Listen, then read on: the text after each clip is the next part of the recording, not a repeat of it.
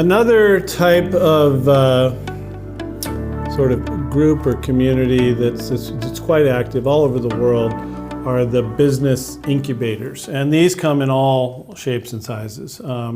Sometimes they're for-profit, sometimes they're supported by a government, could be a local government or a regional government.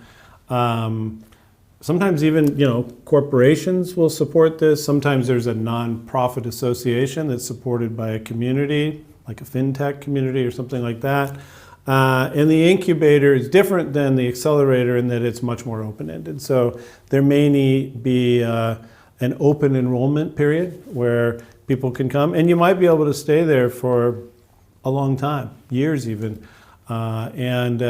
What is it that you get out of that? Well, like a co-working space, you get access to an environment where you have a lot of others who are creative and entrepreneurial.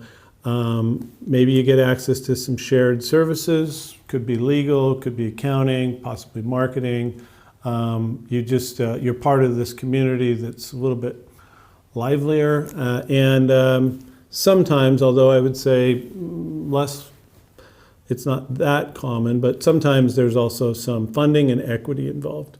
So that's a good way to sort of get your sea legs, as it were, and get going and be in an environment where it's less lonely and maybe there's not as many people who think you're crazy.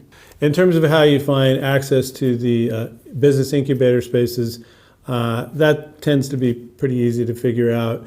One of the best ways, in my view, to get going is to leverage the resources that the government provides. The government all over the world, some more than others, literally pay people to help businesses get off the ground. And they would have the local list. I mean, you could research it online, but honestly, within each city and within each region, it's not hard to find where these places are.